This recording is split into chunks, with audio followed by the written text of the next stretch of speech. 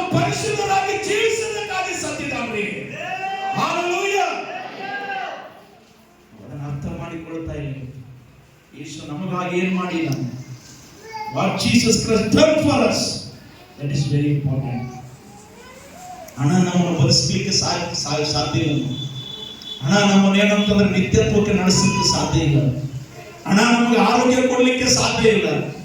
ಈ ಲೋಕಕ್ಕೆ ನಮಗೆ ಏನು ಕೊಡ್ಲಿಕ್ಕೆ ಸಾಧ್ಯವಿಲ್ಲ. ಸುಖ ಕೊಡ್ಬೋದು, ಅದೇ ತಾತ್ಕಾಲಿಕ. ಆದರೆ ಶಾಶ್ವತವಾದಂತ ನಿತ್ಯ ಭಾಗ್ಯ, ನಿತ್ಯ ಜೀವ ಯೇಸು ಕ್ರಿಸ್ತನಲ್ಲಿ ಮಾತ್ರ ಸಿಗಲಿಕ್ಕೆ ಸಾಧ್ಯ. ಪ್ರೀತಿಯ ಜನರೇ, ಅದಕ್ಕೆ ಯೇಸು ಸ್ವಾಮಿ ಯೋಹಾನ ಸುವಾರ್ತೆಯಲ್ಲಿ ಮಾತಾಡ್ತಾರೆ, ಇಗೋ ನನ್ನಲ್ಲಿರುವಂತ ಶಾಂತಿಯನ್ನು ನಿಮಗೆ ಬಿಟ್ಟು ಹೋಗುತ್ತೇನೆ, ಲೋಕವು ಕೊಡುವ ರೀತಿಯಲ್ಲಿ ಕೊಡಲ್ಲ ಅಂತ ಹೇಳ್ತಾರೆ. ಅಂದ್ರೆ ಲೋಕ ಉಪಯೋಗ ಮಾಡಿಲ್ಲ ಅಂದ್ರೆ ಲೋಕ ನಿಮಗೆ ಶಾಂತಿ ಕೊಡ್ತದೆ, ಬರೇ ತಾತ್ಕಾಲಿಕ. ಆದ್ರೆ ನನ್ನ ಶಾಂತಿ ಶಾಶ್ವತವಾಗಿ ಎಂಬುದಾಗಿ ಯೇಸು ಸ್ವಾಮಿ ಹೇಳಿದ್ದಾರೆ. ಅದಕ್ಕಾಗಿ ನಾವು ಪರಿಶುದ್ಧತೆಯಿಂದ ಕೂಡಿದಾಗ ಮಾತ್ರ ನಾವು ಕರ್ತನನ್ನು ಕಾಣಲಿಕ್ಕೆ ಸಾಧ್ಯ. ನೋಡ್ರಿ, ಯೇಸುವಿನ ರಕ್ತ ನಮ್ಮ ಮನಸ್ಸನ್ನು ಕೂಡ ಶುದ್ಧೀಕರಿಸಿದಂತೆ. The book of Ibriyu chapter 9 verse 14 ನಲ್ಲಿ ಕೂಡ ನಾವು ನೋಡುತ್ತೇವೆ.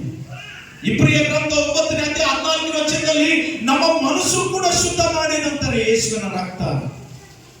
ಯೇಸು ಸುಮ್ಮನೆ ರಕ್ತ ಸುರಿಸಿಲ್ಲಮ್ಮ.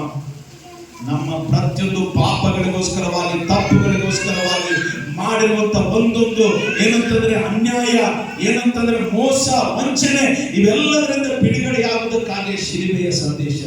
ಅದಕ್ಕೆ ಪೌಲ ಹೇಳ್ತಾನೆ, ಐ ಪ್ರೀಚ್ ಕ್ರೈಸ್ಟ್ ಕ್ರೂಸಿಫಿಕೇಶನ್ ಎಂಬುದಾಗಿ ಹೇಳ್ತಾನೆ. ನಾನು ಯೇಸು ಕ್ರಿಸ್ತನ ಜನನ, ಮರಣ, ಪುನರುತ್ಥಾನವನ್ನು ನಾನು ಬೋಧಿಸುತ್ತೇನೆ. ಈ ಶಿಲುಬೆ ನಿನ್ನ ಪಾಪವನ್ನು ಒತ್ತಿದ್ದಾನೆ, ಶಾಪವನ್ನು ಒತ್ತಿದ್ದಾನೆ, ರೋಗವನ್ನು ಒತ್ತಿದ್ದಾನೆ, ಬಡತನವನ್ನು ಒತ್ತಿದ್ದಾನೆ, ದರಿದ್ರವನ್ನು ಒತ್ತಿದ್ದಾನೆ. ಅಮ್ಮ, ಈ ಶಿಲುಬೆಯಲ್ಲಿ ನಿನಗೆ ಕ್ಷಮಾಪಣೆ ಸಂದೇಶ ಕೊಟ್ಟಿದ್ದಾನೆ ಯೇಸು ಸ್ವಾಮಿ. ಆಮೆನ್.